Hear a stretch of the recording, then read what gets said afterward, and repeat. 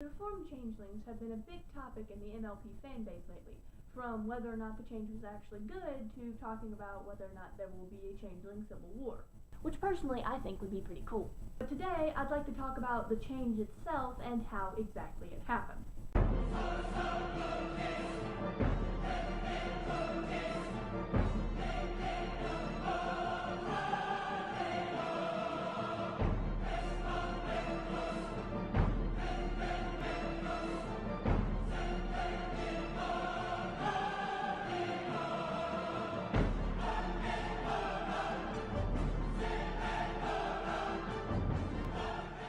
The changelings have been a thorn in the main six's side for a long time now, so the fact that they're all kinda good now is kind of a good thing. I have just one little problem: the fact that they actually changed.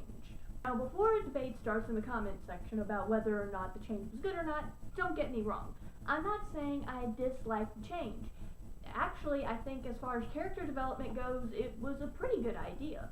And it's not like having a not evil changeling was a rare thing. Many people had changeling OCs, and we see many changelings throughout the series that aren't completely evil, namely Thorax. We know that the transformation is kind of supposed to happen, not only because Thorax had already kind of started to undergo the process, but also because whenever all the other changeling changed, they went into a chrysalis. And no, I did not come up with the chrysalis thing on my own. When the changelings transformed, they entered cocoons. This indicates not a magical fluke, but rather the next natural stage of life. This means unreformed changelings aren't even fully developed. Ladies and gentlemen, if these are your butterflies, the old changelings are your caterpillars. Now, Thorax's slow change makes total sense. For once in his life, he has friends. He doesn't have to take love by force. In fact, he is being given love, and consequently, he's starting to give some of that love back, which is why his wings changed. He just doesn't really realize what's happening. Because he knows what it's like to be given love, he has started to understand how to give love. So him giving love and his sudden transformation isn't the problem. It's who he's giving the love to. Now, I get that Chrysalis is his mom, but she was also his and all the other changelings' oppressor. And debate over whether or not she was just trying to be a good queen or stay in power aside, she was a real jerk to Thorax. All of the changelings were.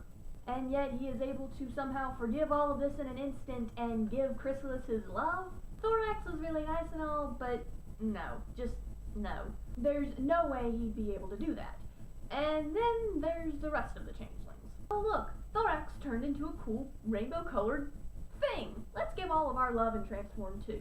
I can accept Thorax being able to give love because he kind of experienced it, but the rest of the changelings don't know what love is really like. They always had to take it by force, not to mention the fact that they would have been giving love for entirely selfish reasons, which really isn't how love works.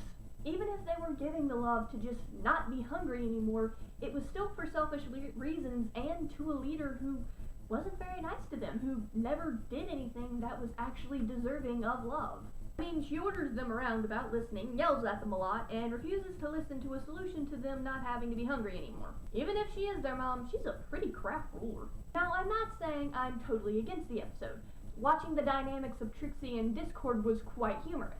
That's all very nice, but really a waste of time. We have me, and what else could we possibly need? a draconic quiz with magic and half a brain might help. Why are you here again? I mean, it's not like you're going to stop the changelings by pulling a rabbit out of the hat.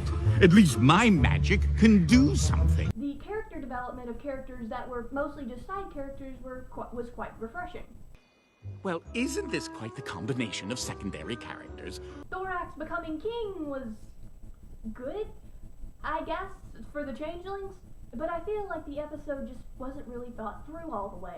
Now, I'm not saying I could write a TV show that captivates 5-year-old girls and 30-year-old men alike, but it does seem like they produced the episode with some pretty big plot holes in it. Out of all the videos reviewing this episode, none of them has mentioned anything I've said, so what do I know? Anyway, this was just my analysis on the episode. You guys be sure and tell me what you think. This is the Gravity Falls Gossiper, signing off.